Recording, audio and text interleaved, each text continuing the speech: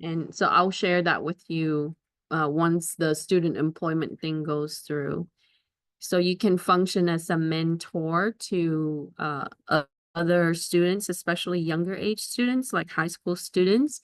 You can share with them about the cybersecurity program, your experience with the course, and then do some activity. I usually have some events that sometimes hands-on, working with younger learners, like middle school and high school, or sometimes elementary school.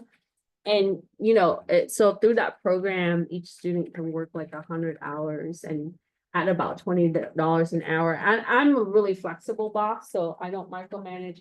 I basically let you do your thing, and you know, and also like just making sure that, you know, we can just fulfill the objective of the grant report. That's it. So it's a pretty easy process. So I'll share that with you once we can post the student employment. And so if you are interested, you can apply, and it's like a fun part-time if you like. Okay, let's talk about encryption today. Oops, let's share. Sorry, I haven't posted the videos also. Okay, so encryption is such a heavy-duty chapter, right? We are going to try to get through some of the basic in encryption. So I was checking out UC Berkeley encryption course, right? It's really for a software engineer to kind of learn about how to build encryption. So we don't get in depth like that, but we'll talk about the technicality in encryption, the components of encryption, maybe different type of algorithm. I supplemented the chapter from the book that was optional for you. I added some materials that were outside so that way you can get a little bit more understanding of encryption. So encryption is used to be able to convert plain text into something that's not readable. It's important that we understand encryption because in cybersecurity, we use encryption all the time, right? From the web encryption, which is what you see with HTTPS, all the way with file encryption or storage encryption like BitLocker. So encryption ultimately gives us integrity, right? Confidentiality and also accountability. Because in order to open the encrypted file, the user has to be able to obtain the key, which is giving you the confidential component, right? It's intended for a certain individual. And the file stays intact, ideally, if the encryption is not jeopardized. And then there's no non-repudiation. That just means that you cannot deny the action. So once you decrypt the file, right, that is generating an occurrence in the system when you're using that key to open that up and being able to look at your file. So there's record of your action, right, in decryption. And it talks about symmetric and asymmetric encryption. You will likely get these questions on Security Plus certifications.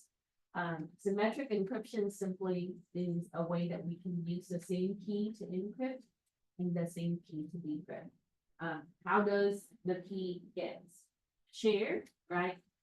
Usually some mechanism, there's some technology that use another form of encryption to send the key. Or there's a way that the system develop trust to be able to share the key.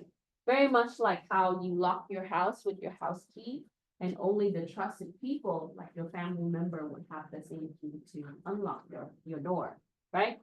So symmetric encryption, when do we see that? We see that with web encryption. Anytime that you see stream-based, so the way that your web pages, right, HTTPS technology works is it uses SSL or TLS, but it encrypts one bit at a time, okay? The reason why it does that is because there's variable in file or data that you transmit. You can have a different file size than me, right? Our payload is different for different systems, different instances, and also different user. So therefore they chose symmetric key And they use that to do a string-based or bit-by-bit encryption, okay?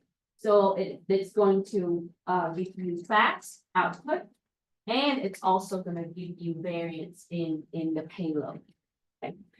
And then your asymmetric encryption, it uses 2 key, and often you would see this to be referred to as PKI, public key infrastructure. PKI shows up in every security certification, right? So you have a public and a private key. A public key can use to lock or encrypt the file. The private key needs to be used for decrypt. You can never use the same key in asymmetric encryption. Okay. Now, when do you see this? You see this all the time. If you're using Linux platform or like Raspberry Pi, I'm trying to connect using SSH, right? So for example, I'm using my laptop to connect to Raspberry Pi. I try to SSH so I can connect to it through the terminal, right? And with that, you will need to generate a PKI encrypted communication channel. Right, so that is a way that we can implement encryption in many forms in communication, right? In file storage and also in web traffic. All right, so let's go through and kind of touch on the questions. Okay, so number 1, it asks you to describe hash and what it's used for, how to use in data integrity. So as we learned in this class at the beginning, I talked a little bit about hash. So your hash is a value, right? It contains numbers and letters. It's depending on the algorithm, it can generate a very lengthy value or a short value. Hash algorithm has a fixed length string of bits, and sometimes it has hexadecimal characters. So hexadecimal characters are 16 base value, A through F, and 0 through 9, right? Unlike your decimal value, which is only 0 through 9. That's our family number is a decimal. Hexadecimal is 16 base. When do we see hex? We see that in addresses as well, right? You see that in MAC addresses, you see that in you also see that in your IPv6. So hash algorithms can be hexadecimal characters. It is designed to not be reversed, but that's not always the case, right? Or recreate in the original data. So when you save a file, it generates a hash value, right? Like let's say ABCDEF025, right? And then when you modify the same file, it recreates a different value. Okay. So you can never have the same hash value when that file is modified. Now, it is useful to be able to examine the integrity of the data, because if your data has been changed, right, your hash value will not match. Okay, so where can I generate the hash? The hash can be generated, and you've seen some of this when you did your lab fire, right? Your hash can be generated using command line OS, like using SHA-256 or SHA-256. You often see hash value when you download software like MP5, just to make sure that the downloaded file is has integrity. There's no malware that's been injected into your downloadable file. Hash value of the received data can be compared, because if I send you file A, right, and file A has a hash value, like let's say A through F, and when you receive the file, right, you check the hash value. If it has been changed, that means that your file has been modified in between. So if you want to really validate the integrity of your data, hash algorithm is the mechanism that you need. Okay.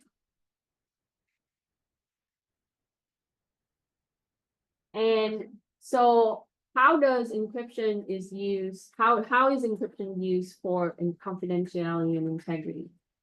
One, it gives you the assurance that the data has not been modified, because when you lock the data, when you encrypt the data, right? The only people who can access that data must have the key, either a symmetric key or asymmetric. And often that you would see hashing is coupled with cryptography, because hashing is a mechanism that we built in to make sure that there's no change, right?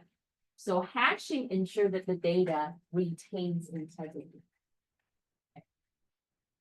And then confidentiality ensures that the data is only viewable by the authorized user. So that means that if I encrypt the file and it's intended for you, you would be the only one that has the key to decrypt the file.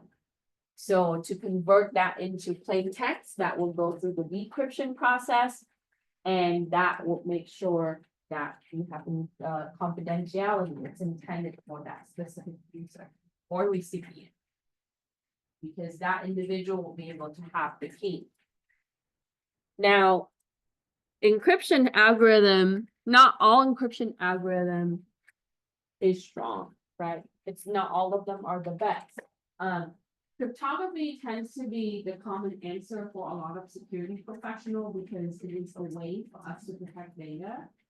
However, there are various types of encryption, and when you use encryption, just know that it does require processing power, storage, right? And so the resource needs to be invested into encryption. Some encryption has been jeopardized, and while other encryption remains strong. I know that you use wireless technology that has encryption mechanism that's being used, right, as well, for you to access your wireless access point or your wireless router, like using AES. But you would see something like rotational 13, ROT 13, that one has been jeopardized. Because rotational 13 is a shift algorithm. I teach my discrete structure class. They have to write a C++ program on shift algorithm encryption, so that way when they hit the university, they know how to write cryptography programs. But ultimately, if you start with the letter A and if you shift 7 characters, just count 7 characters, right? And it lands on that character, that's going to be the replacement of that letter A. And so in programming, that's a pretty simple mechanism, right? You put in the shift value, right? And then because it's ASCII for text, it converts that to a numerical value, because the computer converts everything to a number. So you just make sure that you increment that for the shift key. So rotational 13, instead of shifting 7, it shifts 13.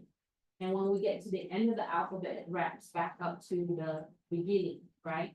So with that, it is predictable. So anytime that you see a shifting type of algorithm that you know, well, there's only so many characters in the alphabet, I can predict, right, which number that is or which letter that is based on the shift. So there are algorithms that are generally weak, right? And that's how we started with. And then there's algorithm that's strong. And shifting algorithm tends, if you look it up, right, it would start with Caesar cipher. So Julius Caesar, the story goes that he would shave the slave head and he would tattoo message to the general, the warlords, right, on how to attack based on shift cipher. So he would take the character and then he would shift it 7 characters. And so with that, right, messages can be delivered without being jeopardized. And so Caesar cipher became what we now see with rotational 13 and many other shift type of encryption algorithm.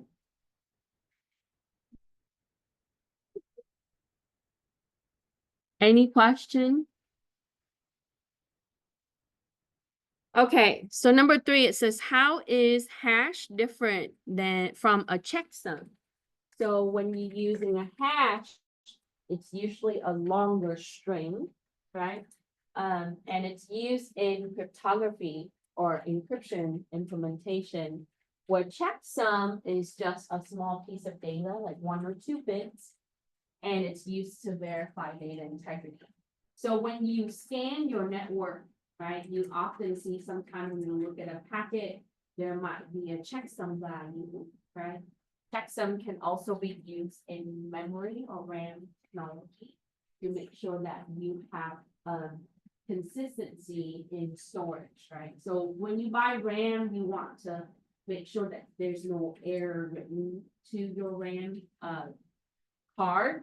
So sometimes they would include this technology, but not all RAM has that, right? So basically so when I taught operating system class long time ago, I had to kind of go through the mechanism for checksum. It not, so it does a parity and then it also do the checksum. So it used like the 1 bit to verify if your data sum up to be an odd or an even number, and that's how it checks. So if your data, let's say all your data combined, like all your characters convert to a value, right? It's a binary value. And that binary value total up. And so it could be just an odd or an even number, and that really generates for parity and then to be comparing. So it uses that 1 bit to verify, right? For odd and even value. Any question? Okay. So before we answer the next part, I know some of you are still typing this. I'll flip that back. So I talked about streaming cipher that's often used for the web. Block cipher, now I'm pretty sure that you're comfortable with this because cryptocurrency is built on blockchain. But let's think about block, right? A block is just a chunk of data combined together, right? A number of bits. And it chunks it up so that way when it encrypts, it will do that group bits together. Block cipher tends to be slow, and this is what you see with blockchain technology. Blockchain technology has been around since 1970s, and it's gradually being implemented quite a bit for Bitcoin and a lot of things, and Bitcoin got really popular in the last decade. So what you see is block cipher is normally being implemented for the data center that house some of the information for sensitive data or what you see with cryptocurrency. So it would do that in blocks, and it would with blockchain it's using an XOR value to be able to change. So my analogy for this is like if you're looking at the train, right? One car is chained to the other. So what it does is it's going to connect to the next car or the next block using a specific value, right? So that is how it's able. So when you do the decryption in blockchain, because they're chained together, you're going to do 1 block at a time. So therefore it is slow. Okay. Understand? So it's like the train, right? You can't uncargo the train without the first car, because the first car, you can unpack that. Then you can open the second one and the third one and so on in the sequential process, because they are chained together sequentially. But can someone go in and decrypt right in the middle? Likely not, right? So that the mechanism with that is because also it's shared across different data warehouse. They're chaining the data together. It doesn't necessarily stay in one location.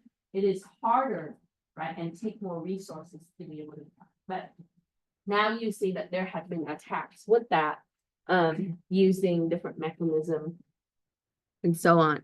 Why don't we have 2 types of secret? Two Why do we have 2 types of secret? And block. And two types of cipher. So stream is for facts, right? So like web, and when you have unknown number of like size of your data, like I wouldn't know how you use your web, right? Or he uses his web. Like we all can go on HTTPS website, but we can visit different website, we can download different files at different times. And so when they implemented stream is that it's gonna take your data 1 bit at a time.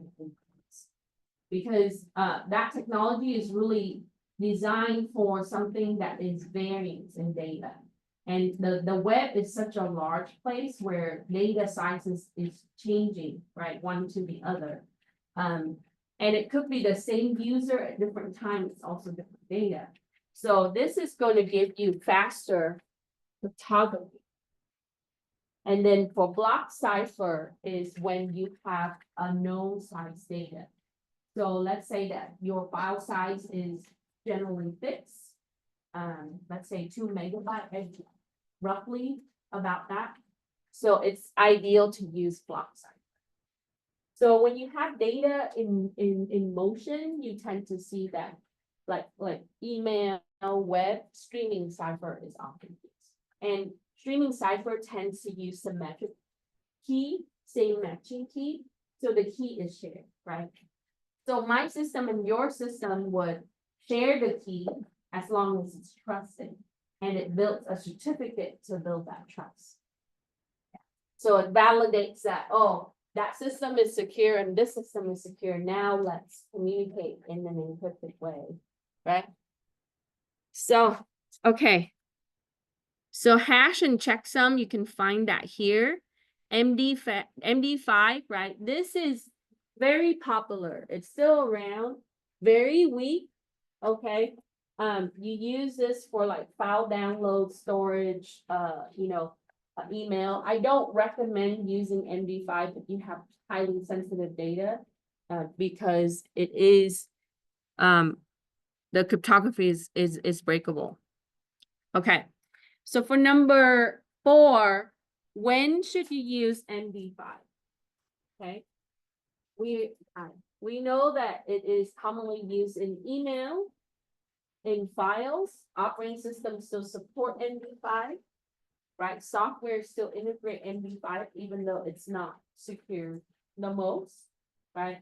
You can use it for downloads, executable files.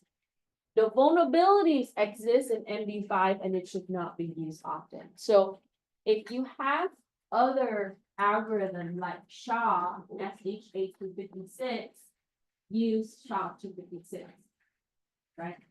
So cryptography is about converting data that is readable to non-readable using keys. As long as you protect your keys, your data is protected, right? Just like how you protect your house from someone entering your house by using your key. If they have your key, then they can enter your house.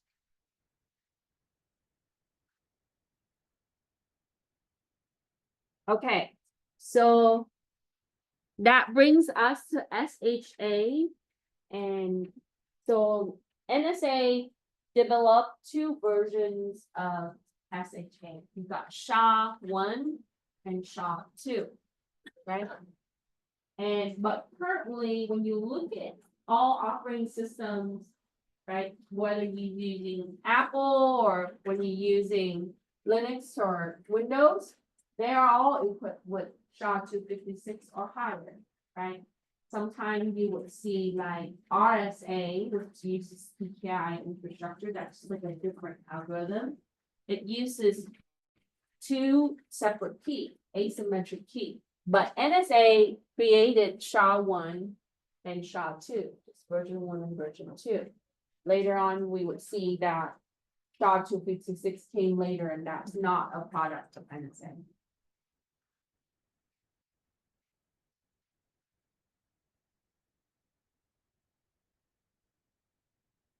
Okay, so I know that you might have seen this already, some of you, right? We did cert util. So in Windows environment, you use the command cert util, okay? And hash file with the dash hash file to generate a hash. Okay. So if you get an interview question, they ask you, how can you generate a hash for a file? right? Just make sure that you're in the same location as the file. And then you want to use this command and then the file name and then the algorithm. So if I want SHA-256, I would replace the MD5 with SHA-256. But in this command, you are generating, right, a hash that uses MD5 algorithm for your file. So let's try it. Okay. So what we're gonna do, and you don't, so we're gonna do CMD. Open up your command prompt.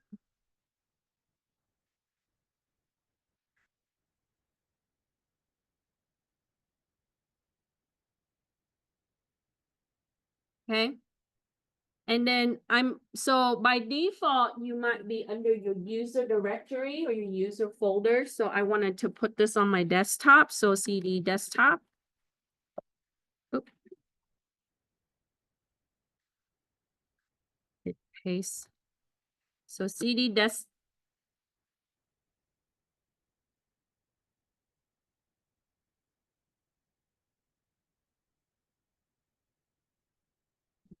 I'm on my cloud drive. So let's see.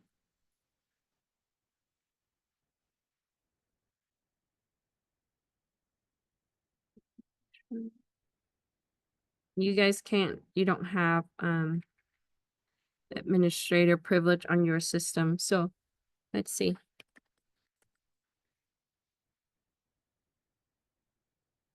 Yeah, I have I'm connected to my OneDrive through my computer.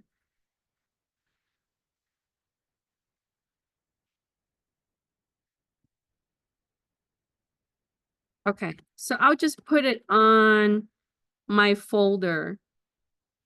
Okay, so what we'll do is we're gonna do an echo. This is a secret file. So as long as you can access the location of the file, I'm okay. You don't have to put it on the desktop. Secret.txt.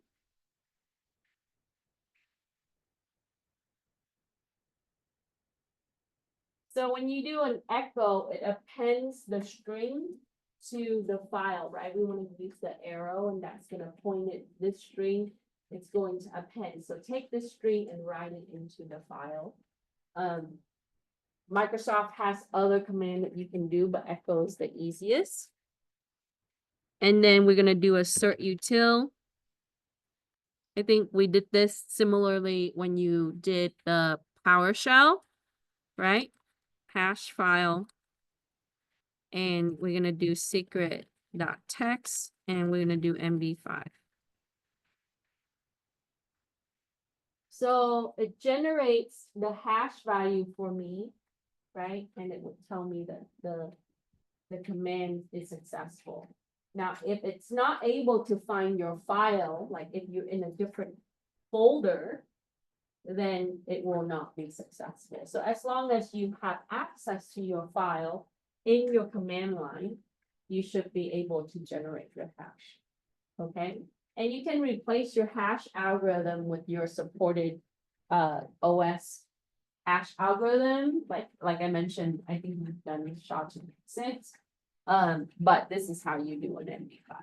Okay, so you can screenshot it, right? And then put type out the value. Now, I talked to my CIS41A about forensic process. So when do you really need your hash is when you are looking at like if your file has been jeopardized, right? We are comparing the hash value. But when you're doing forensic gathering evidence, everything, all the files, all the things that you carve or pull out, you have to make sure that the hash value is included in your report. It's very important to do that. Okay. So now you know how to generate your hash.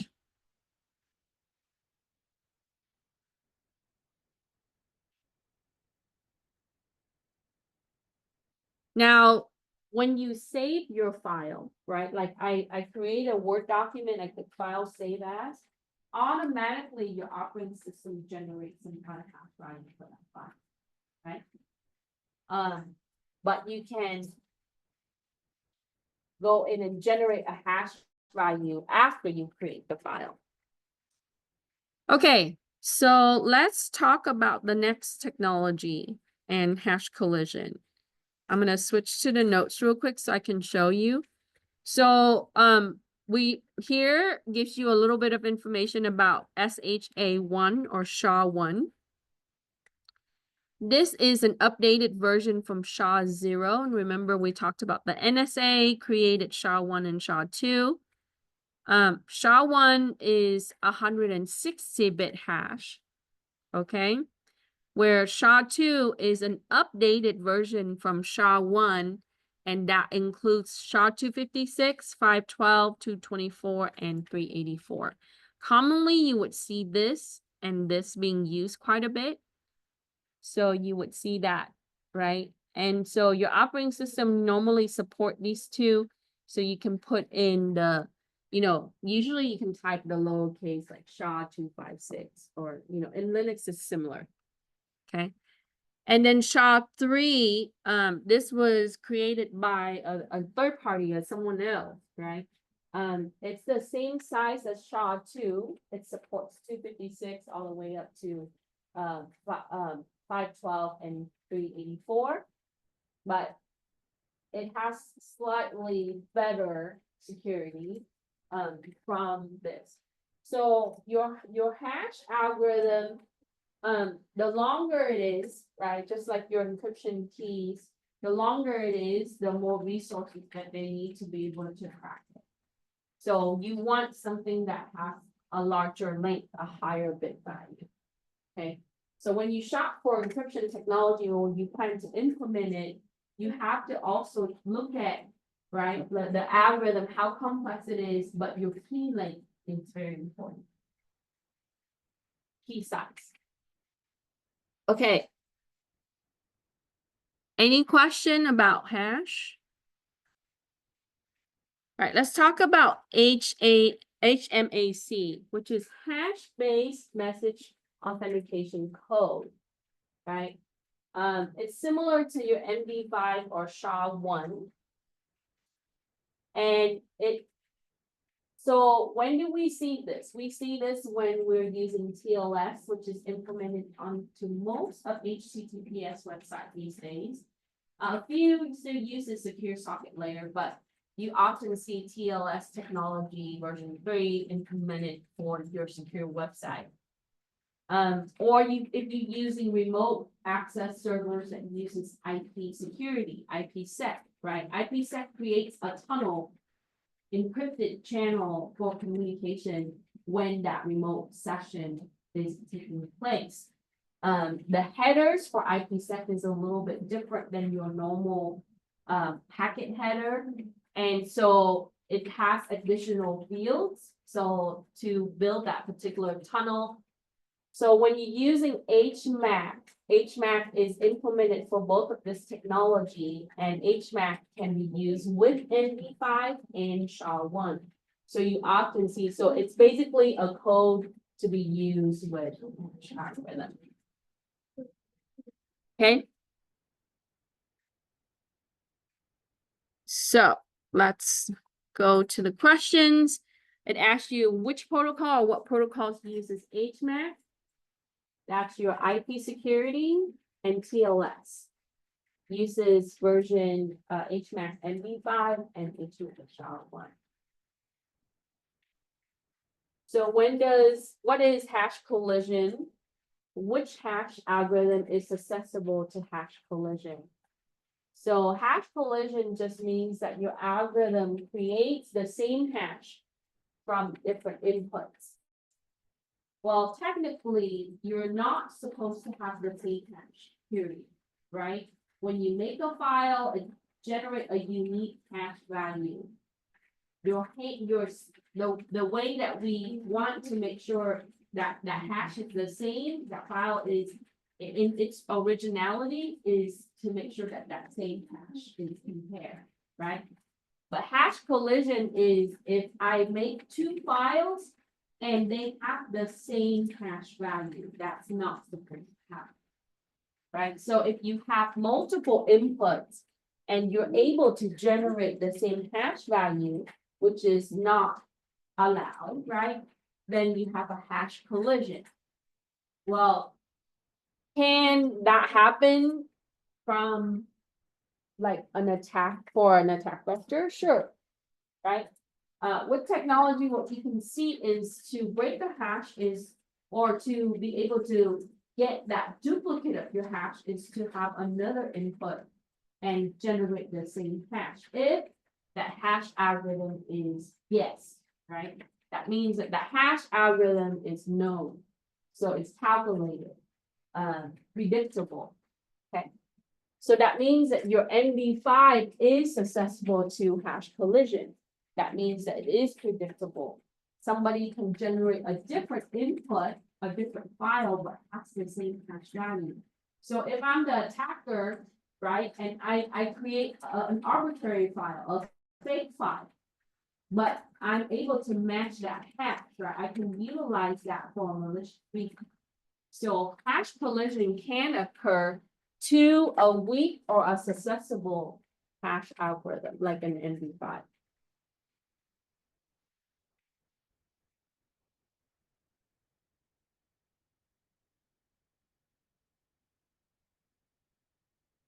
Any question?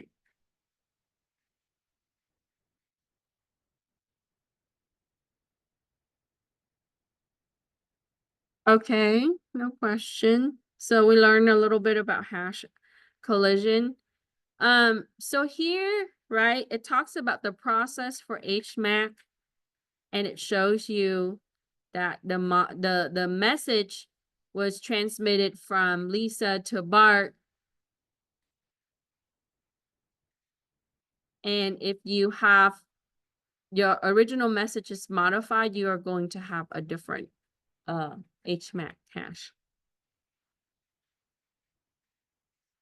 Then the next one here is called RIPE-MD or RIPE-MD. It stands for Race Integrity Primitive Evaluation Message Digest. Right? It is a hash function that's used for integrity, similar to what you see. It's used as MD5, SHA, or HMAC. RIPE-MD it is a 160-bit. It is a fixed size, right? It has other versions, 128, 256, 320 bits.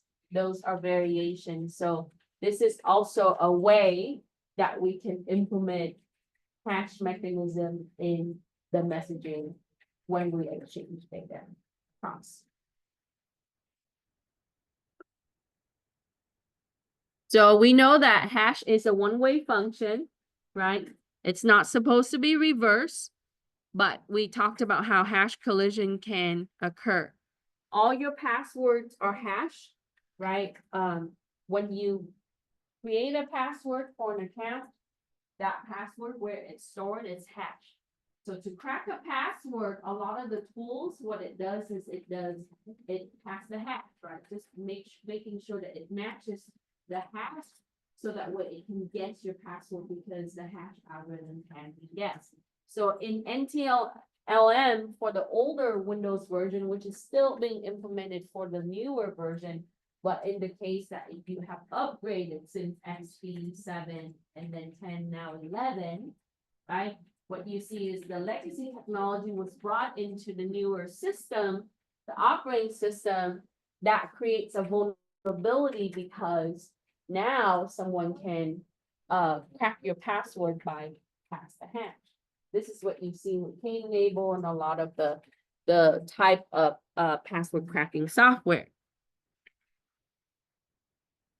Okay, hash collision information just briefly described on page 2. And then, so I'm going to bring this down a little bit. Okay. So for 9, it says, how can an organization reduce the birthday attack?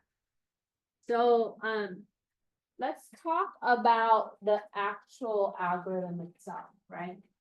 We know that the longest month in a year has 31 days. There are 3 months in a year that has that. There are 12 months in a year, January through December. right? So based on that, we can think about, well, how many people are in the room that would have.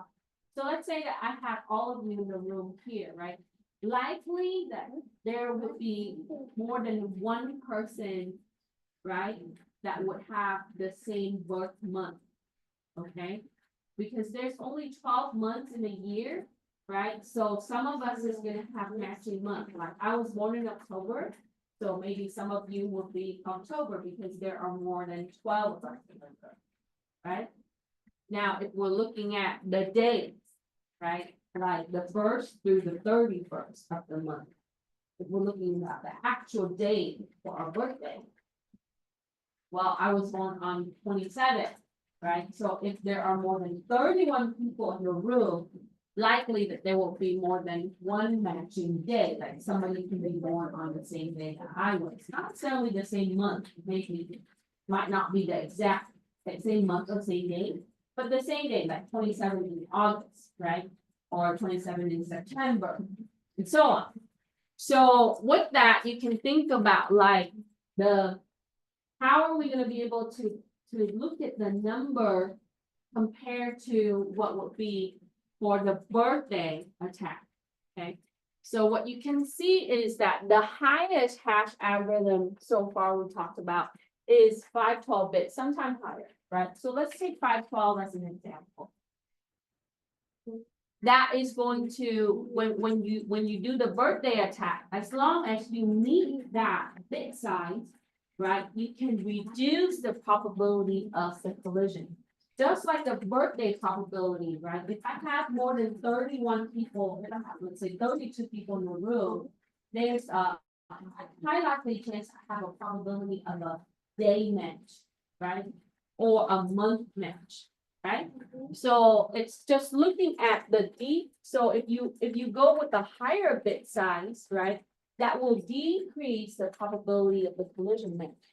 So that means that when you're selecting your hash algorithm, if you go with a higher bit size, there's a less likely chance of a hash collision, meaning that there's someone that can generate a different input for the same output. Okay? Does that make sense? Yeah, without going further too deep into computer science, math, right? So I'm trying to like just give you, so ultimately we want this bit size to be high. Okay? Like 1024 will probably be harder, lower probability for hash collision. But with that, we have to consider the processing power. Perhaps now we have GPU power and a lot of those things to be able to generate. Yes. What's the equation for calculating the variety of a thing? Like you would use to calculate how many different outcomes you could get from a deck of cards, right? It's like n factorial divided by n factorial minus one. That's it. Yes. Right? Right. And that's how we would calculate how well a password might do, right? Right. Use that for like. It is a discrete math. So n factorial is the value, the input value. So if your input value is 512 bit, right? Factorial of 512 divided by factorial of 512 times 512 times factorial. It's 512 minus 1 times the n. Right. Right. And So factorial is that number multiplied by By every number. all the number before. Before, Right. right? So your probability will definitely decrease as because your divisor is way smaller than, Right. yeah, your numerator is smaller than your denominator. So this is a little bit more into like probability math, right? And then a little bit of discrete math, but as you have the higher bit size, you have the lower the probability for getting a match ultimately. So, as we learned that password is hash, right? There's a thing called salt or salting, in hash. So that means that the technology can add random data bits, okay, into the hash function. And what that does is think of it kind of like, just like how we add salt to our food, it changes the flavor, right? So when we salt the hash, when you add in various random value, unpredictable random value, then you are going to generate a completely different output. Okay. And so even when your input is the same, because I can have A as an input and A as an input, on the second A, if I salt it, that means that I can add more bits to it. It's going to have a separate output. It's not gonna match exactly to the original A, right? So, and this is what you see for password protection nowadays, is to be able to implement salt in caching. And so unique hash can be produced. We understand that, and that is going to reduce the probability of getting your password cracked, right? Such as using a rainbow attack or slowing down the dictionary attack or brute force attack. Because dictionary attack ultimately, like if you're looking at past the hash, right? It's looking at the hash value and it's matching that with a known dictionary words for that hash, or just getting that word match. Right, so if I have the word dog, right, that's going to have an equivalent hash value. So if I salt the word dog, right, it becomes something else, then I won't have a match for the dictionary or using multiple table, which is the rainbow attack. So ultimately, we're buying time here.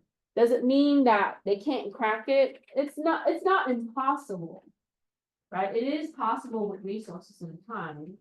Everything is breakable, but we do have more time. Okay, slowing it down.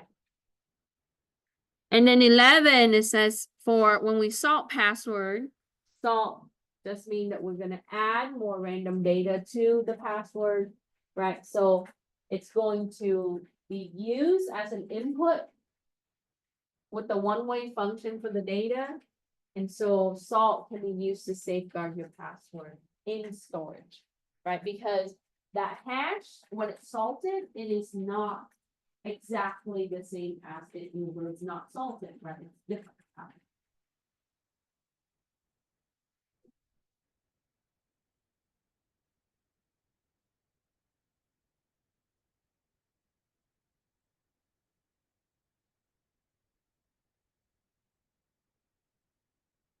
Any question?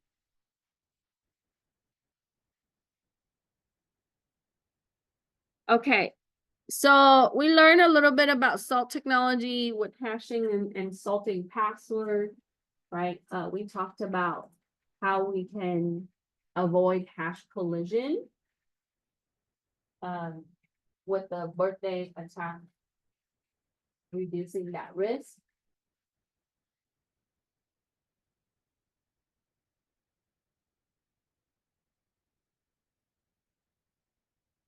Okay, so here it talks about pass the hash attack, right?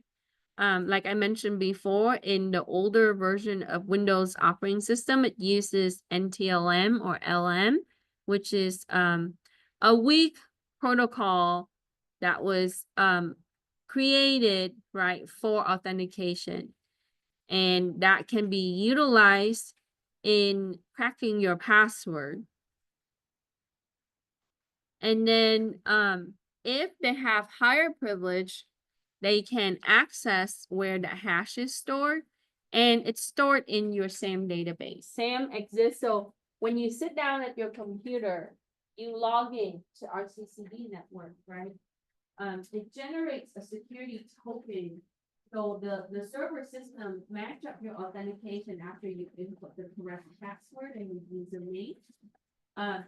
Your token contains information like your privileges, right? Your permissions and your user rights for this system. Like I cannot install software because I'm a regular user at RCC, right? But I'm able to create files. Okay, I'm able to access my browser application. So that security token is being pulled, right? As it matches your credential in your account manager database, your SAM. Okay, now SAM can be in one location if we're looking at an enterprise environment, right, with authentication server. If you're looking at the local system, SAM exists on that local system for the operating system to authenticate you when you log into your personal computer. So if someone has access to that, just like how we talked about how if someone has access to your keys, they're able, right, to be able to guess or access the stored hash, which guess your password, right? If I was on an admin, I just reset the password, save the problem, to be honest, right?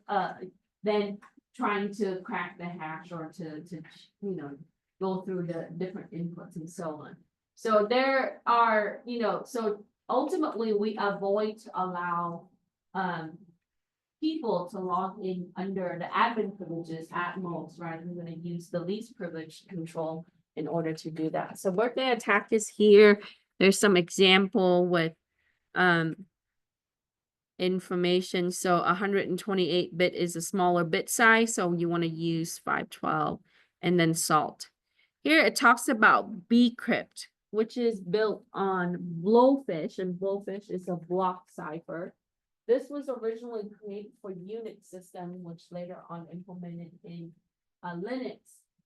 So when you're using encryption in your Debian, Kali, Linux, or Ubuntu, right, it uses bcrypt. It is implemented in the operating system itself to store your password as shadow password. So when you create your account and you create a password and store it, that's bcrypt for Linux. Okay. Okay. So for 12, it says, what is bcrypt? We know that it is a Blowfish block cipher used for Linux or Unix, the olden Unix, to protect stored shadow password files. And then 13, how can you determine if the integrity of the message is jeopardized? We basically look at the hashes, okay, for the message or the file. If it is different, then the message has lost its integrity. Now, software is designed to do this too. So if you use encryption email system, you would see that it looks at your integrity, right? And it gives you confidentiality. So if you have that protection in the email for sensitive email, then you often see that hash is equipped with encryption to do the comparison for integrity purposes.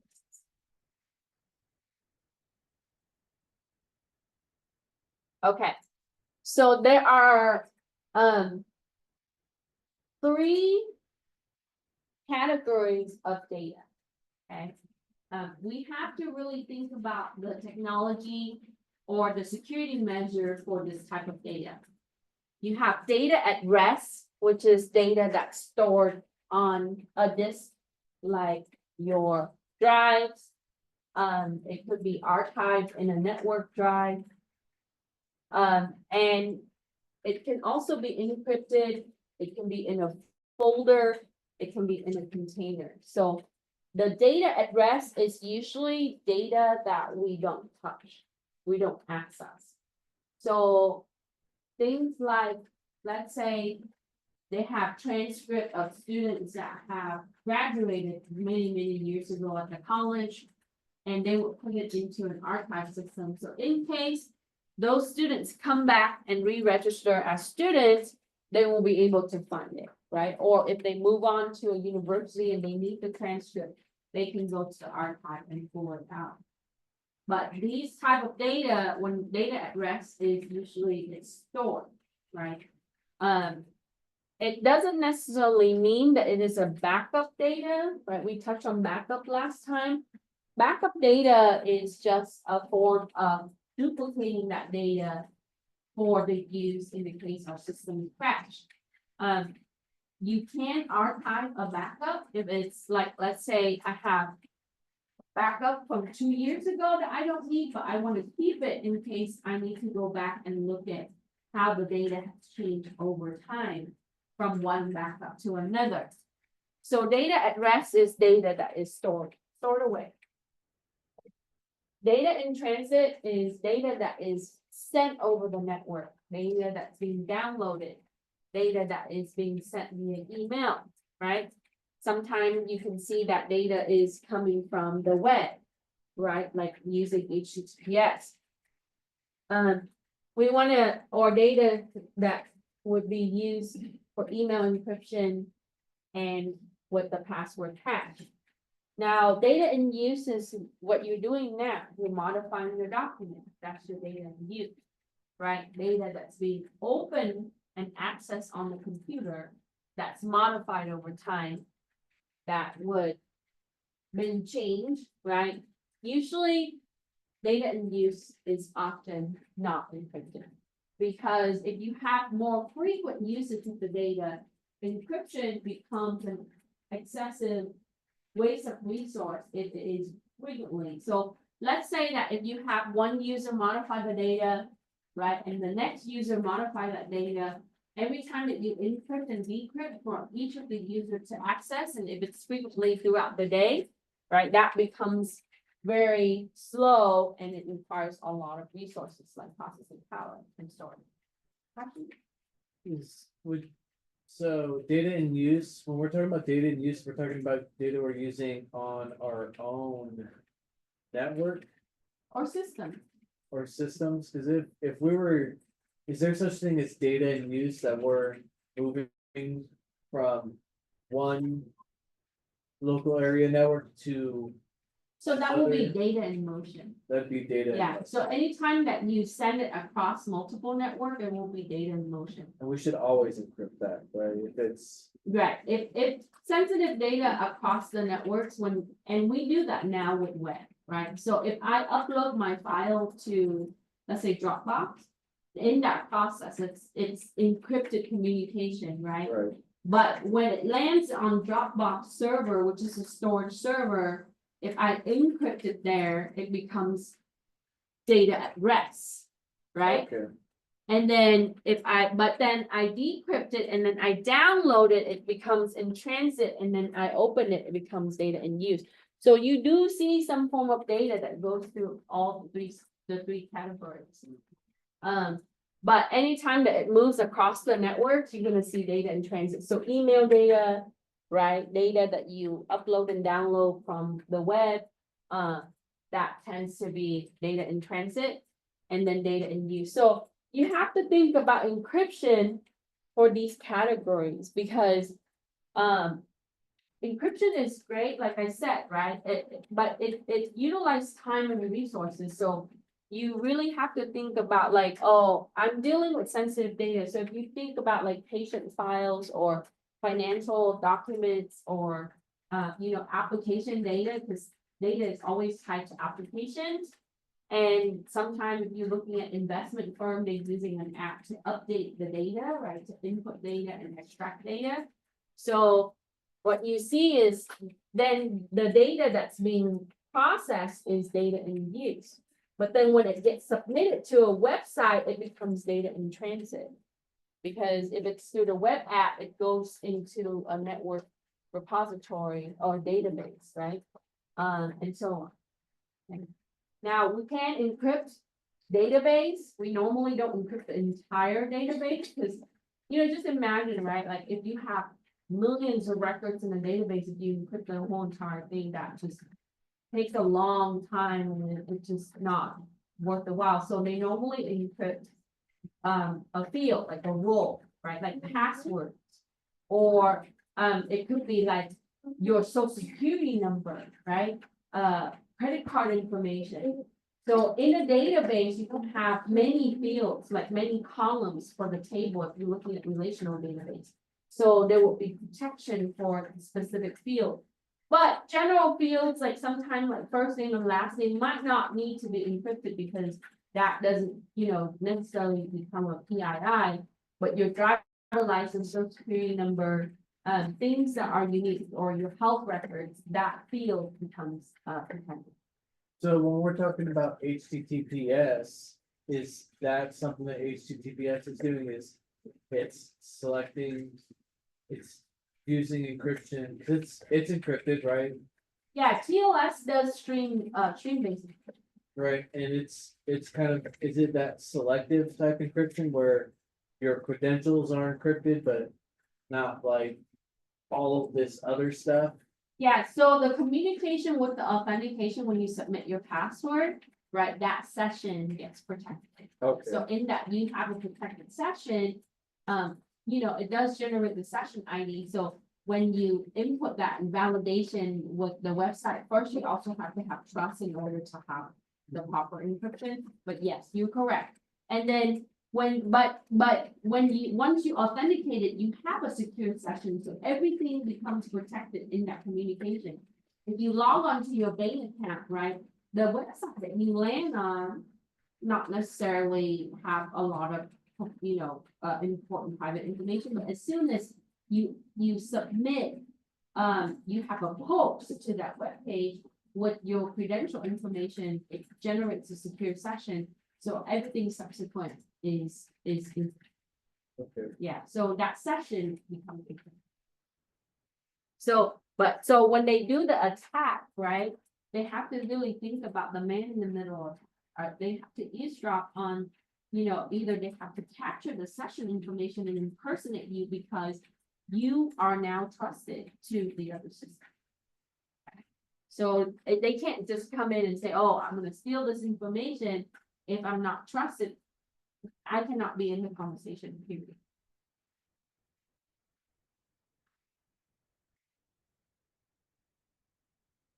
Okay, so let's talk about the difference. So earlier, Mal asked why are there the two block and stream cipher, right? So I want to clarify that a little bit more. Block encrypts data in specific block size. Normally you see 64-bit block, that's a smaller block, or 128-bit blocks.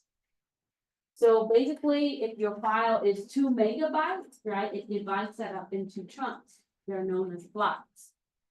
So it divides a large file into blocks and it encrypts each block separately. This is effective when you know your file size, right? Like I would have an app for my engineering team, and normally engineering design file size would have a certain limit, right? Like let's say that the max is like 2 megabyte or 10 megabyte, right? So if you have a specific size, so simply you take the file size and then divide that up into the chunk of block size, right? So if I go with 128-bit, the 2 megabyte, you take that and you divide that up to multiple chunks. So each block is then going to be encrypted. So that means that if I encrypt each block, I have to decrypt each block, right? Tend to be slower than your stream. Your stream-based encryption, it's efficient than the block faster. If you don't know the file size. So like I said, when we're using the web, we don't know, right? Everybody's different and different time we use it. It's not it's variant. It's not predictable, right? And what it does, it sent continuous stream over the network, but you should never reuse the key. So the key would then be different because if the key is reused, the key is then being used to decrypt. So if you're using stream cipher technology, make sure that your keys are randomly generated and it generates, right? Never reuse your key. You gotta be careful with random technology. There's pseudo-random and real random. Real random is when it's actually input system time, right? So when you generate the key right now, it's different than a second later, right? Because that's a different number in system time. It's different second on microseconds. I thought there's no such thing as random in computers. So that's pseudo-random. because the seed is always static.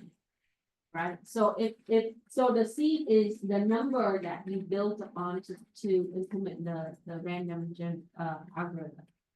But if you seed it with a system time, right? So as we speak, it's one time, right? A second later, it's a different time, so that will be a different value. That gives you a true random number, not true. A different output, so it's harder for someone to predict it if it's a difference. So that's right, you're right. There's not a truly random number. It's just an algorithm that we implement with the different seed value to give us a look-like random. But when you do a pseudo-random number, you see this with like OPT code. A lot of things, those a lot of the time, if they don't implement it, sometimes it uses a pseudo. So it's just a generator that you just grab numbers and it plugs it in, but it's the same value, usually 0 or 1. Yeah, when I teach programming class, I usually like to show them a random number generator. Correct. Oh, not so much heavy in math, but we use a lot of stuff with random number generator, a lot of things that we use. So it's kind of good to know how to write a program that way. I always thought it'd be cool to like, make random numbers using random, weather stations across the United States, grabbing like input from wind speeds and temperatures. Okay. And because weather is one of those, that's kind of where, It's almost unpredictable. yeah, that's where like the whole trying to predict stuff came from. was California. trying to predict- Almost a lot of locations. Yeah, you'd like grab it from all any kind of world, there's weather stations all over the world that are accessible through like APIs. Yeah. Online. Like An interesting approach. Yeah, I've always been taught to just use system time, right? Like his SVC is different than the next one, but yeah, if you want, you can definitely tell it to have different inputs. that's predictable though. System time. There's a certain kind of predictable. It's just like 1, 2, 3, 4, 5. Well, if you It's look always at going. microseconds is, Okay. compared to what you see with seconds. Okay, so next we're gonna talk a little bit more about mode and. Okay, so hashing message, there's some example there for you, and I give you a little bit of table so you can look at the sizes, right? And how that's used. We talked about these for integrity, and then these, the HMAC can be used for authenticity and integrity. The type of data, right? When you're encrypting data. So your encryption elements, like I said, algorithm is a mathematical calculation of data. It's always going to be the same. Basically, it's a mathematical function, right? That was created for that particular encryption. But the key is the number that provides validity to the encryption. And it's important that you think about your key size, your key length, right? Larger key length is good. And then here talks about random and pseudo random. So pseudo just mean that it looks random, right? Most of you probably, some of you took programming class and you use like a library, like a random library, right? That's a more pseudo random. It is an algorithm to generate value, right? But like I said, your seed, your input is going to be how it changes the deterministic of that random. Okay. And then IV, for initiation vector, this is like the starting value for your cryptography algorithm. So some of you probably heard of IV vector attack for wireless. When you're using Wireshark, sometimes you see wireless traffic coming through, And when you're looking at the packet, you expand it, and you would see an ID value, right? That value can be used to generate fake packets, right? To submit to the destination system for the attack. And then nonce is the number that's used once, tend to be the weak area for IV vector, the IV attack, because it seeks the same. So you should never reuse this value, and you should use more of a random number here, right? So in order to perform IV attack, a lot of time they have to really scan your wireless network to kind of look at the behavior or the communication, and that allows them to be able to utilize this for a packet to break your encryption for the wire. Okay. XOR, logical operation, exclusive OR, right? So some of you learned programming before, or you've seen this before. So exclusive OR, this is implemented, like I mentioned, with a little bit of your blockchain.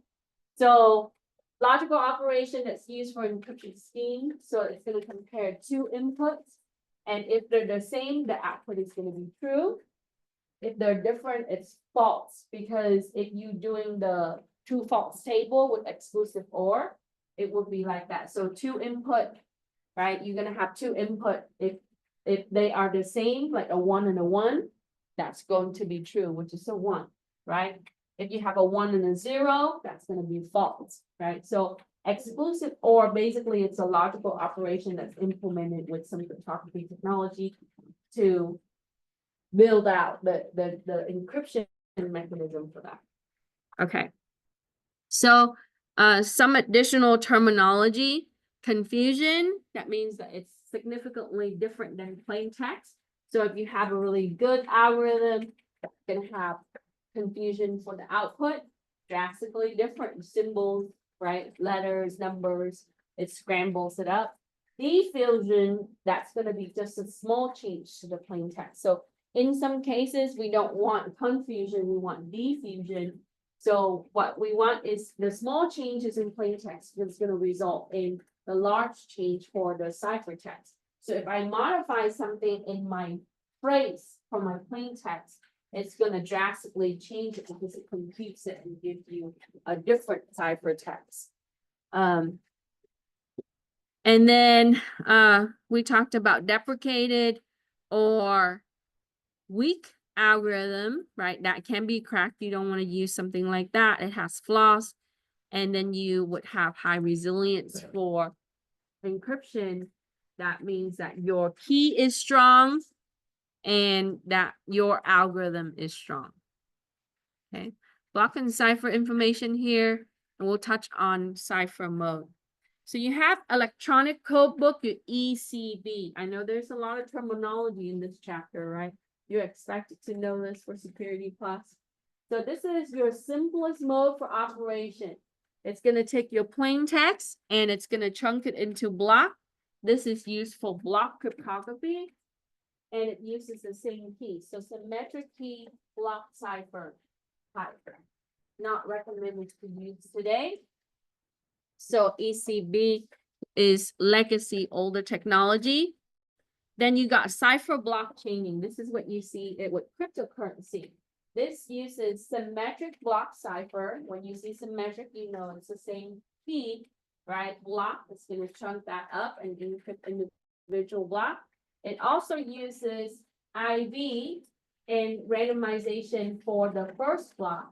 Then remember what I said, all the subsequent blocks. Think about the train, right? It's going to use the previous block using exclusive OR operation to be able to do that. So when it encrypts that value, right, the inputs is going to come from the first block. And then it's going to utilize that for the operation to encrypt the subsequent block. So when you decrypt, it has to go in reverse. And this is why cipher blockchaining is slow, right? Because it's going to decrypt each block at a time, but starting from the first. So each block encryption is dependent on the previous block. So you cannot just jump write in and do the third block or the fifth block, right, you have to subsequently do from the first because they are all chained together, like a train. So there's severe delay in that, it's less efficient than the mode. So the idea in this is to buy time, right? So as far as the break, for that cipher blockchain. Then you got CTM, your counter. This converts your block cipher into stream cipher. It uses IV with a counter, which is a value, and it's going to result in the encrypt of the plain text block. So each block uses the same IV in combination of a counter value. So even if you're using the same IV number, your counter value is different, right? Resulting in different encryption key. And so this requires multiprocessor system, which we all have now, right? But in a server environment or in an enterprise environment, you are going to have computing power to be able to do this with the counter mode, okay? And then your GCM, this is also for block cipher. It uses the counter mode technology along with gallows mode with authentication. So it added the authentication to it, and that's going to give you integrity and confidentiality. So this elevates the counter mode. It has a hash algorithm or hash techniques, and also authentication. So that gives you better security. Okay. So you can pick any of those three. I chose to use counter mode, right? You want to stay away from the ECB, which is the electronic book. That one is it has flaws, so we don't want to pick that. This converts my block cipher to stream, which boosts my performance. It uses IV with a different counter value to give me encryption for each block. And let me take this down. So you can refer to the note and you can pick any of those. Okay. And so it results in different encryption key for each block, but you need multiprocessor as we want to compute, right? Value and IV to be able to do the encryption key.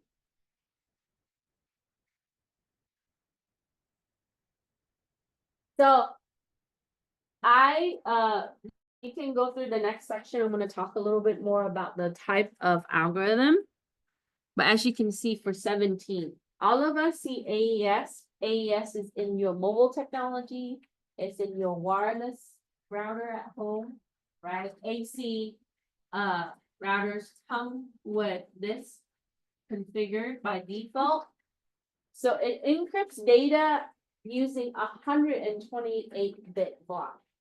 That's a big, pretty size block, right? Compared to 64-bit.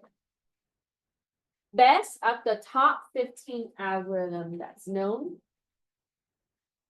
Your key sizes can go from 128 all the way to 256. So the longer your key length, the better it is. Okay. These are two different things. Okay. 128-bit block, just think about that as how big is your train cargo, right? And then your key size is going to be the length of your key that can be generated to unlock that, right? So you want this key length to be higher because they can also brute force your key to obtain your key information. So the higher the key length, the longer time that it would take for someone to break your key or get a match for your key. So in wireless attack, simply a lot of the wireless attack like aircraft NG, it's simply brute force for the key, right? Or brute force for the passphrase that is shared. So if you want your security, you just need to buy more time. So I chose AES because one, it is fast. it requires one pass to encrypt and decrypt. Some cryptography algorithm requires multi-pass. That means that it has to run through once, twice in order to encrypt, right? That requires more power, more processing needs, and time. So that means that it requires less resources, and it's best for your small devices, hence your mobile and wireless devices. This is why they were implemented. It is gonna give you high level of confidentiality. So the benefit of using AES is there. It's equipped with almost all your IoT devices. So if your IoT devices doesn't have a good encryption algorithm, then should not be implemented.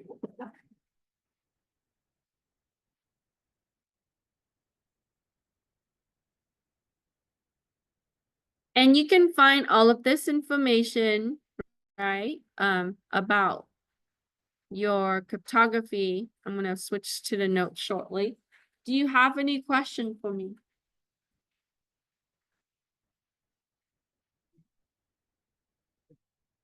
So for our class, right, having to know some terminology in this particular chapter for your final exam and quiz. But for the certification, you definitely need to know different type of cryptography, different type of keys that are used for cryptography, like we talked about stream and block, and then sometimes specific algorithm, the common ones. But in practice, I think, understanding cryptography is important because we use it all the time in all technology. You just gotta make sure that you understand. It is just a technology, so there's not gonna be 100% foolproof in anything. You just gotta make sure that you use the right technology for the right thing, right? That's the decision that you have to make. As a professional, that's important.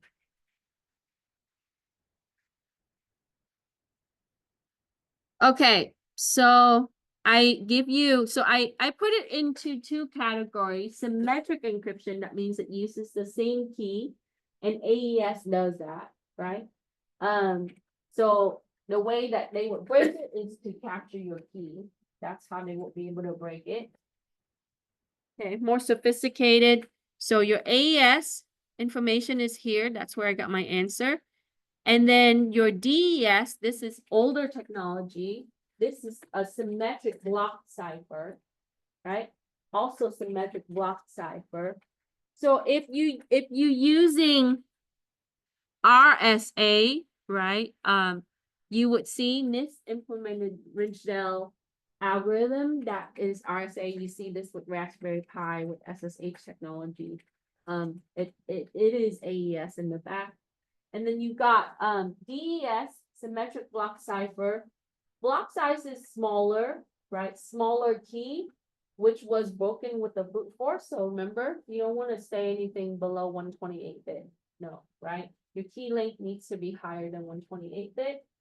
It's because you want to avoid the brute force of the key, and it's not recommended for today's use. So after DES, they implemented triple DES. Right? So triple DES was an improvement. So this one is a single pass. That means that it runs one to encrypt and it runs one to decrypt. The algorithm has to do 3 passes with multiple keys. Guess what happens? Slow, right? But it's definitely an improvement from this one.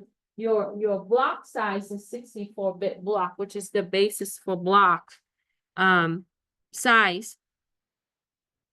Not frequently used as AES because AES only do 1 pass with the algorithm. This one is triple pass. That's taking a longer time. It is a suitable alternative if you want an algorithm that's different than AES. Your key length is going to be 56-bit, 112, and 168-bit. And so now we're going to talk about RC4. Ron Rivas implemented what's called RC, stands for Ron's code, right? The simple name. So Ron's code, or sometimes they show it as Rivas cipher, also known as ARC4. Legacy technology, so older technology, this is a stream cipher using the same key pair. The variance in this is the bit size is great, but the flaw in RC code was later broken, right? It was used for some time, still be found with HTTPS and TLS and secure socket technology. Like I said, right? Cryptography doesn't mean that you're secure. It's just what type of cryptography is used, right? So in 2013, RC4 was broken. So that was a good 11 years ago, and we replaced that with AES. So AES was implemented. So earlier you learned about bcrypt, which is built on Blowfish. This is a block cipher with symmetric key. Your key sizes is between 32 and 448. This is Bruce Schneider. He sometime can be found at security conferences. Sometime you can, if you go to like, convention, sometimes he speaks. So he designed Blowfish to replace DES because triple DES also was implemented after that.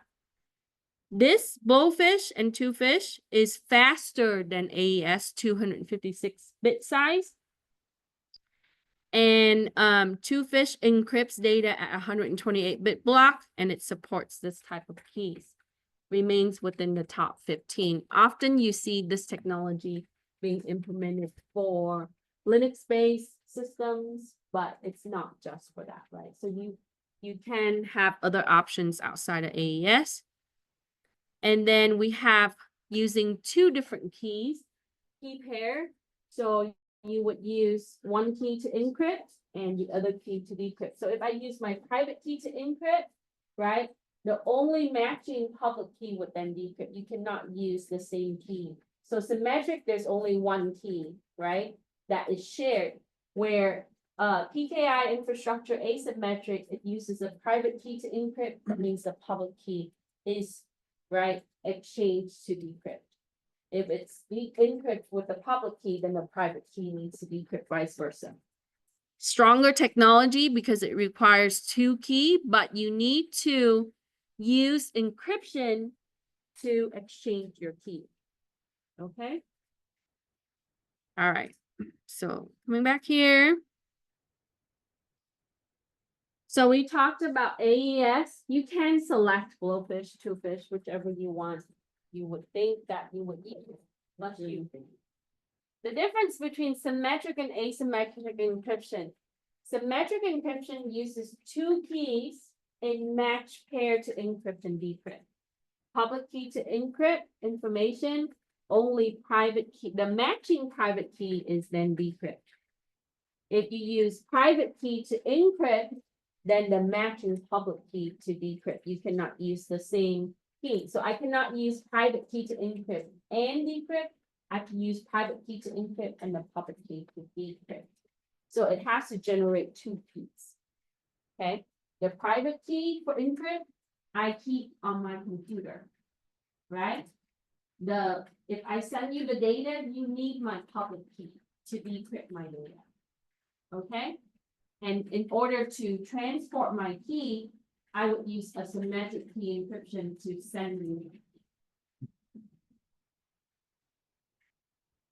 And then symmetric encryption, it uses the same key to encrypt and decrypt. So this is also known as your session key or your secret key encryption. What you see with substitution cipher, like replaces plain text with a ciphertext or a fixed system. So for example, I can say the letter A is being replaced with the number 4, right? So every time that there's an A in my text, it's going to replace that with 4. The letter B, let's say that I replace it with a symbol like a question mark. So the substitution cipher, it does that, right? The algorithm is created to have a system for the replacement of your character in plain text with other characters. Where shift cipher, it basically shift to a a certain number of characters down the line. That's different, okay? So substitution cipher is often implemented with symmetric encryption. Same key is not always used to encrypt and decrypt, but that's the basic with the technology. Keys are changed multiple times throughout. So that means that you should never reuse the same key, right? That's why you need to change.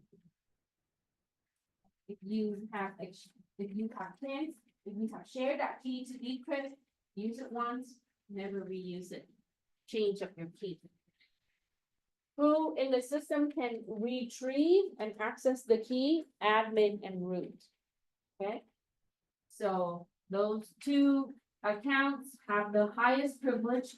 So in the case, if you lose your encryption key, or let's say an employee encrypt a bunch of things and they leave because they're disgruntled and they did not get the position or whatever, right?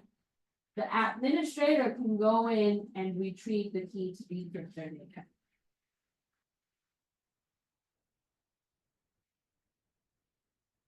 Do you have any questions for me? So make sure we know symmetric and asymmetric key for certification and our class for exam, right? I have a question. Sure. Can we just turn that to a cron job? Can we just turn that into a cron job? Changing the keys and updating keys? Yeah, a lot of the times it's automated. A lot of the programs too, now like some technology, if you buy encryption solution, yeah, they do that automatically. Because it's integrated in the practice, but you have to really, look at what is offered with that. The feature. Yeah, if it's not, cron job is definitely, yeah, scheduling it, automated. So you can also write a script for it, right? If, else. If it's used, right? Then do this. Generate another key. And then send.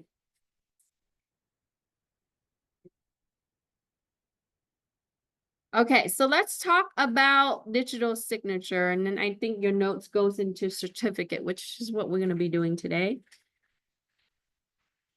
I'm sure now, right, post-COVID, you see a lot of digital signature being used, but digital signature has been around for a long time.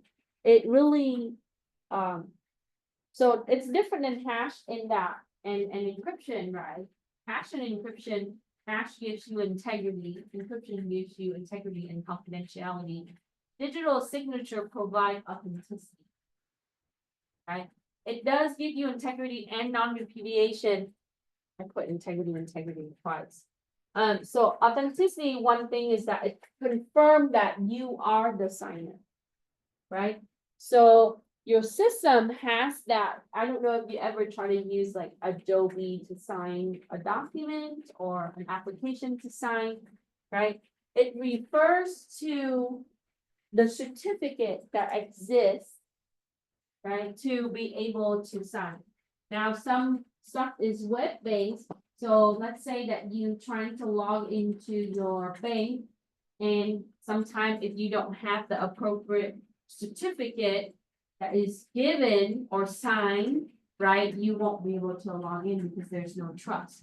So that certificate is just a file, right, that the system used for trust reference. And where is it generated? It generated from the CA, which is a certificate authority. A certificate authority is a system or a server, it could be a server role, that creates these certificate files and it gives that, it's distributed to the system. So when you're downloading a web app like a game or a banking app or something that you can use on your smart devices, a lot of times it would include, right, a certificate for that particular access if it needs that for security. So you often see certificate is needed with encryption. On some certificate, it will tell you like the type of access in the communication between the devices. Sometimes it will be like on your smartphone microphone or geolocation system and so on, right? And then you know how it pops up, it says allow, right? So when you allow that, it updates the certificate. So whenever you use that app, it activates that resource, that service in the back. For example, Google Map, right? When I first install the Google Map, it tells me, you know, do you want to turn on your geolocation? So if I click allow, it updates the certificate for that app, right, on that file. And it would say that whenever I press the app to search for a location, it will try to pinpoint where I am, right? But if I don't allow, I can still use the app. So my certificate would then be narrowed down to not include that permission for the device hardware, right? And we do a lot more of this with smart things, more than we think, right? And that can be a downfall in security too. Like, you know, like things can be turned on, camera, microphone and so on. But ultimately, a certificate can also be a third party sign that basically if you ever been to, you know, back in the day, people used to have website with the logo and say that it was VeriSign. You ever seen that, right? VeriSign company that just say that this website is trusted, right? All the services on this website, once you log into it, is trusted. They still have that kind of service. A lot of the logo, it might not be there. It might be like on the bottom of the web page. It's not a big deal anymore since the early 2000s. But that ultimately is a company that manages the trust certificate external to that particular organization. Okay. But you can definitely build that within, right? Include that as a part of your server. So here it talks about digital certificate, signed certificate to verify and track which certificate have been used, revoked, or expired. So a lot of the web app, like banking company, right? If you look at their certificate information, if you look at your system, like look at your smartphone and look at the certificate for your bank app that you use, there's no expiration date, right? Less management on their end. But if you have an expiration date, if you're trying to use and access that app after it's expired, guess what happened? It tells you that you cannot be authenticated, right, in the secure session because your certificate is expired. So if you don't want a certain system to be connected, right, to establish a session, you revoke the certificate, or if you want a shorter period, you can put an expiration on the certificate. Okay.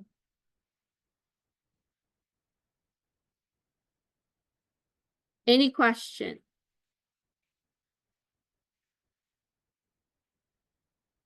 So digital signature requires certificate for validity, right? Of authenticity that will validate the system. The integrity is, it wants to make sure that the technology allows us to make sure that the content has not been changed or tampered with as it was digitally signed. So at the moment I digitally sign, right? And I cannot digitally sign unless I have the appropriate certificate. So the moment I digitally sign, right, my signature hasn't been changed, right? It's not modified. And it also that I am authentic to the signer, right? It validates who I am there. Non-repudiation makes sure that there is original sign content. Repudiation really refers to the act of signing or denying any association with the signed content. So once someone digitally signs, they cannot go back and say, I do not sign that, right? So once there's digital signature, that means that the signer signed it. They cannot reverse. They cannot go back and deny, right?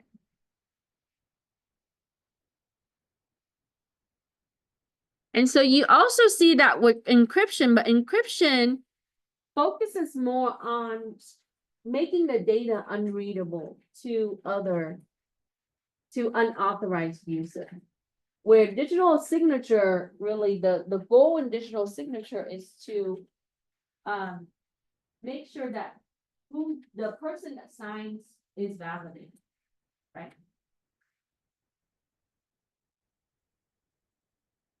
Or the system that sign, I should say. Question?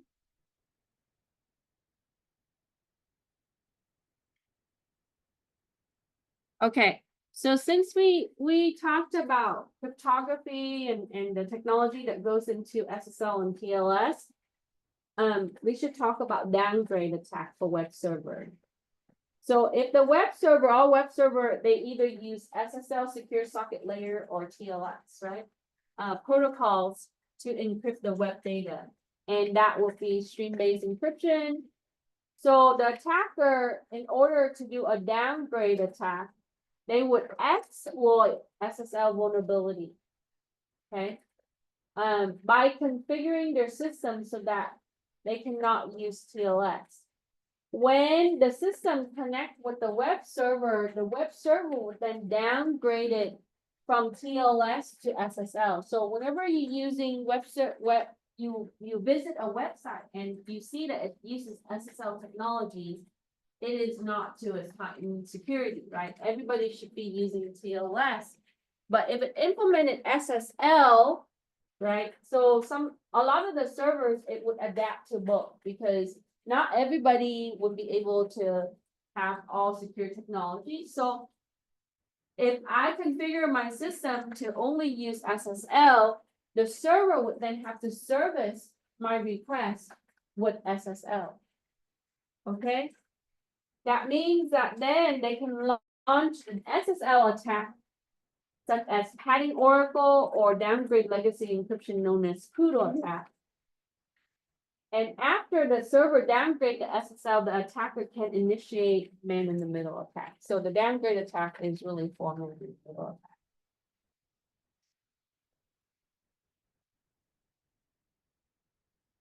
Also have SSL stripping, yes.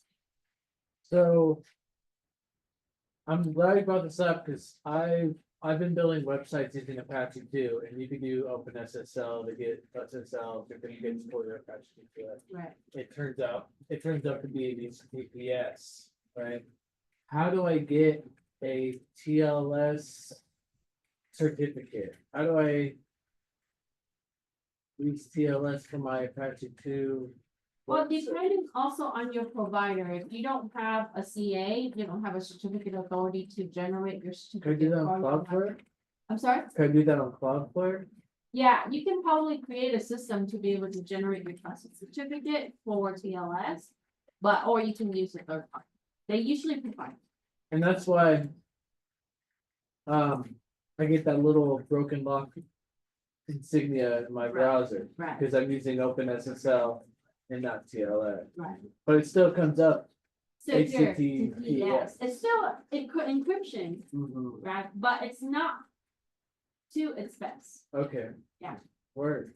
All right, so now we learned something new, right? That's good. I see that you see the application behind it.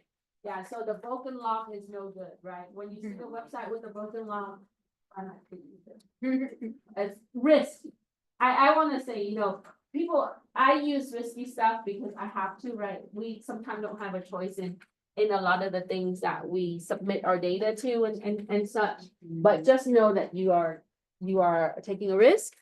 And then, yeah, if you're on the back end, try to implement things that are more secure because in the long run, that's gonna help you maintain versus trying to fix. Okay. Trying to troubleshoot. Okay, I'm gonna maybe move 19 down so I know some of you are still recording that. This 21 is kind of long. Like I said, you don't have to put verbatim as long as you understand the concept. That's good. So, 21, when you select an encryption algorithm, what should you consider? We should look at limitations. That's really important. That's mostly technology, right? Every technology that you select, there's always going to be limitations. I force my programming students to always look at that, right? The weaknesses and how you can overcome that by improving your software. But in all technology, we would see limitations. Resources, the processing need for computation with the algorithm and constraints. What kind of restrictions, you know, that you are gonna run into with that technology. Speed and time, right? A lot of this have correlation. Okay, you take data structure to talk about that. So we, you know, efficiency is really looking at how you would apply resources to really generate higher speed and reduce time. Okay? And then size and computational overhead. This would relate to your resources and speed as well. So requirements for hardware, along with, you know, how your hardware would accommodate, because, you know, maybe you have one server system and now you have to equip additional server system to be able to implement your encryption algorithm for millions of users or whatnot, right? Entropy, that will be randomness in cryptography algorithm. We touched on random, right? Right. Really examine the randomness. Predictability. This is going to be looking at your random or environmental factors as input, right? Like what Jed was saying was that there's environmental factors. So environmental factors can also be system factors. So, and then pseudo-random is a deterministic algorithm. Pseudo-random is deterministic because if you start at a specific value, there's prediction for your output, right? So predictability. And then your key strength. Weak keys or small or short keys can be the downfall. So like I said, key bit size is important. See that? Look at that, right? Longevity. Doubling the key size increases the longevity of the algorithm. This is recommended by the industry. And then reusing key, not to reuse your symmetric key. We touch on that multiple times.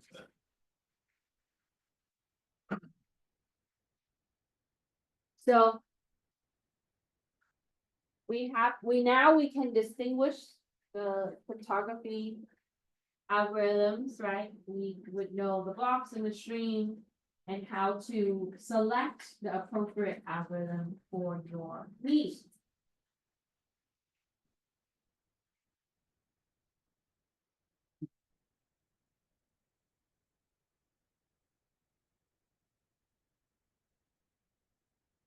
This class is normally longer than some of the other classes because this is an introduction to a lot of the security terminology, right? You will hear some of this over and over again throughout other courses, and it's going to get a little bit more familiar. But now understanding the foundation is critical, right? We want to be able to understand what we're using, how to configure it.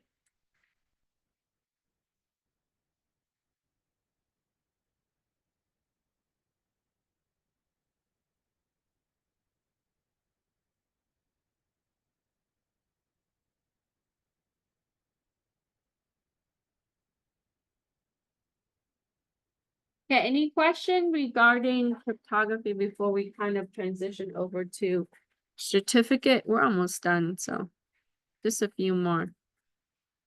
So as we talked about before, you saw a little bit of certificate and digital signature. Our system views certificate as a file that would be used for reference for trust. So in question 22, it says, in the centralized certificate trust model, how does devices and users obtain certificates? So what you would see is you would have a certificate authority at the top level. Think of it like a computer system or a server that would release, right, or manage some of the subsystem that distribute. So in a normal environment, you would have a child CA that's known as a child, right, a subsidiary from the top. A subsidiary certificate authority that's going to release the certificate from the root CA. So at the top level, you have a root CA. That's called the root certificate authority. So when you set up your server in an organization, your certificate authority, first certificate authority is going to be your root CA. Below that, you're gonna set up a secondary system called the child certificate authority. And this particular system is then gonna be released, all the certificate that's being given from the top, the root. Why don't we just use the root CA to do that? You do see that in the simple model, but the thing is, we don't want to. So if somebody omit this, you still have a main management system here, right? But if you use the root CA to release everything from there, likely that if someone access your root CA, they access all the certificate and they can modify it, right? Because it is a trust file. Think of it like a trusted document that your computer goes by. So we want to have subsidiary to be able to do that. And you see this with a lot of your web services, including your web app. Okay.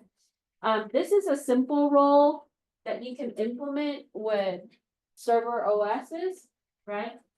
So basically it's a service that, a feature that you install, and then you would be able to create certificate and then distribute it. You can put expiration and everything on it. So we'll see some of that in our lab today. And then 23, if a system encryption key is compromised, what should happen to its certificate? So if your encryption key is lost or taken, right, or compromised, we should revoke that certificate, because that certificate is associated with the key, how that can be transported or exchanged, right?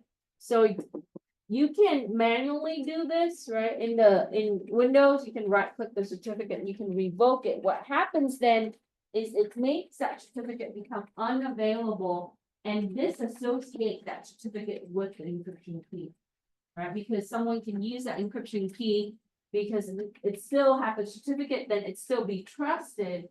But if you revoke the certificate, it no longer have that trust. The trust is broken. And then we generate a new key with a different certificate and to go through that process. But in the meantime, we have to look at the logs to see if they attempt to decrypt.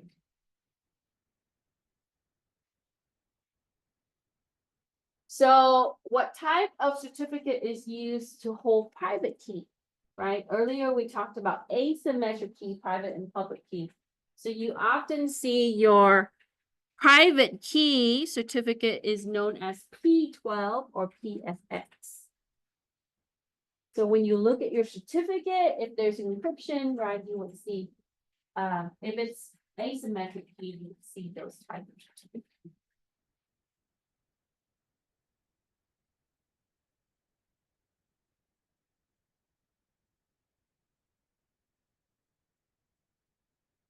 This one is extra long today, huh? Like I said, encryption is a course on its own. But this is good in-depth foundation for you, right? I encourage you to go back and look at the notes. And then also use AI to be able to get more information, right? So AI is always a good study buddy. I encourage you to do that, really. Sometimes I do too, right? You have that technology in your hand now, so and AI has so much data that it can give you a lot more information than textbook and your professor can in 1.5 hours. So. All right. Open pretty good privacy. So for 25, we can visit the website.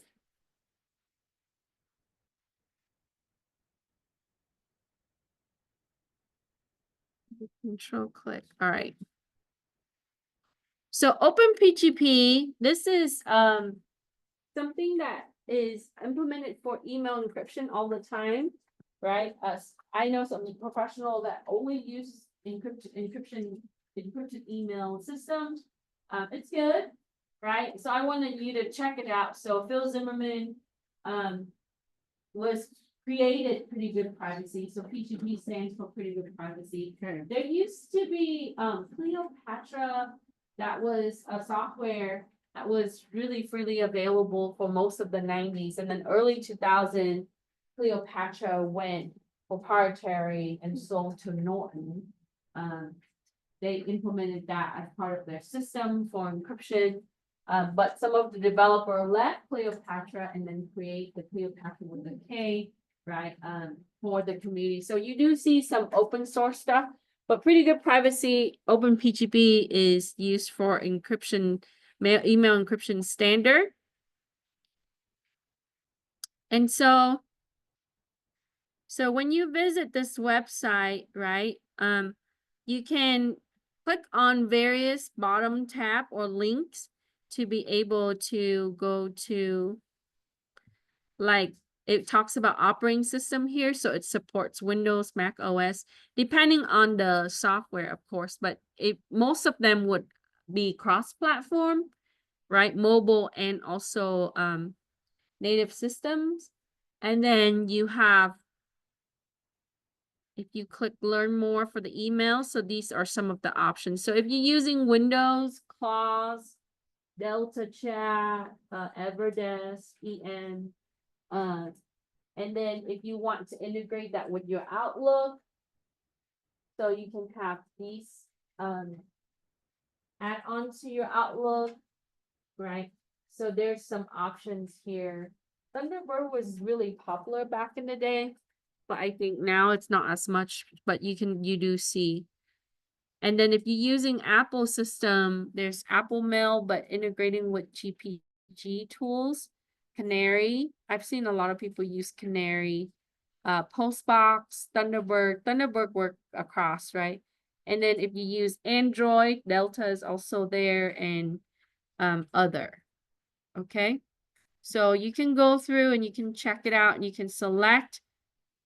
So answer the question, what type of operating system we saw that when we looked at the landing page, and then identify one or two applications for iOS, Android, Windows, Mac OS. So go through. So I was on this page right here and I click email encryption and I go through this list. So you can pick, that's your choice. You can click on it to read a little bit more about it. And Nickmail. So I want to introduce you to some options, right? If you ever need to use email. Now there's some browser-based. So browser-based are kind of like, if you're using, like, if you log onto your Gmail, that's browser-based, or, like a web-based email. But like FlowCrypt would work with Gmail and so on. Okay.